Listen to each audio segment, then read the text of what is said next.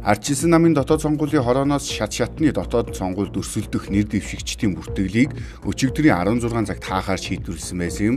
Гэвч цагийг нь тулгаж олноор бүртгүүлэхээр дугаарлаж ачаал үүсэж ирсэн учраас хугацааг нь 2 хоногоор сунгажээ. Сүхбаатар дүүргийн 7 дугаар хорооны нутаг 11 дугаар хороолд хичээлээ тараад харж явсан 10 настай хүүг хулгайрахыг оролцсон хэрэг өнгөрсөн 7 хоногт гарсан. Энэ хэргийн талаар с жигдэн мэдүүлэхдээ хүүгд тулгайлах гэж оролдоогүй. Миний өөдөөс олон юм яриад байхаар нь том хүний өөдөөс хэрэлдлээ гэж амийг нь тагласан. Тэр үед хүн гараад ирэхээр нь тавиад явуулсан гэсэн байна. Улсын хурал дахь ардчилсан намын бүлгийн дарга Хаян Хэрвагийн тайлбараар улсын хурлын ээлж бус чуулганыг зарлан хуралдуулах болоход гишүүдийн эрс хангалтгүй байгаа гинэ. Тиймээс эх 4-р сард хаврын чуулган эхлэнгүүт 2017 оны төсвийн доттлоо хэлэлцээд олон улсын валютын сангийн хөтөлбөрт хамрагдахаар болжээ.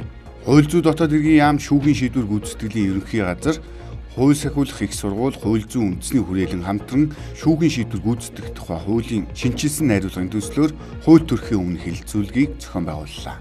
Дэлхийн бүхий нэгдсэн холбооноос эрэгтэйчүүдийн шансааг шинжилэн гаргажээ. Жин тус бүрийн шилдэг 20 бүхийг танилцуулахад манай улсаас 2 бүх багтсан байна. 65 кг-ийн жинд дэлхийн аврах шалгаруулах тэмцээний хошоо медальт Рио 2016 Олимпийн наадмын шагналт 5 дугаар байрын эзэн Мандах наран 6 дэрэмтлэгджээ. Энэ сарын 14-өөс 25-ны өдрүүдэд Австри улсад зохиогдох дэлхийн тусгай олимпийн өвлийн наадамд Монголын тамирчид оролцохоор бэлтгэл сургалтад дуусган тус улсыг зорилоо. Манай улсаас 14 тамирчин гүйлтийн цан цасны гулгалттай гүйлт, заалны бөмбөгтэй хоккейн төрлүүдээр оролцох юм.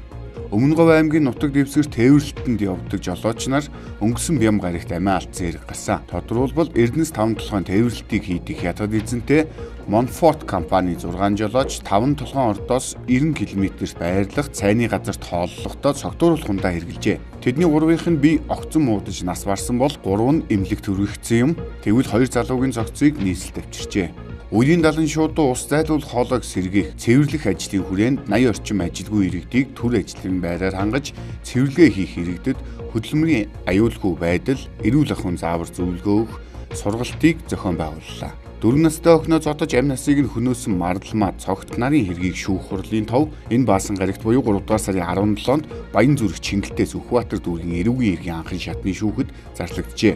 Шүүгээс илэрхт буруутай хэмээн тооцож талигач охины хойд их марлмаад 23 жилийн хорих ял оноосон бол төрсөн эцэг цогтыг нь цагаатгсан юм а. Тэгвэл шинээр илэрсэн нөхцөл байдлын улмаас талигач охины аавыг буцаан хорж улсын мөрдөн байцаах газрын онц хүнд гэмт хэрэгтэй тэмцэх хилцээс дахин сэргээн шалгажээ.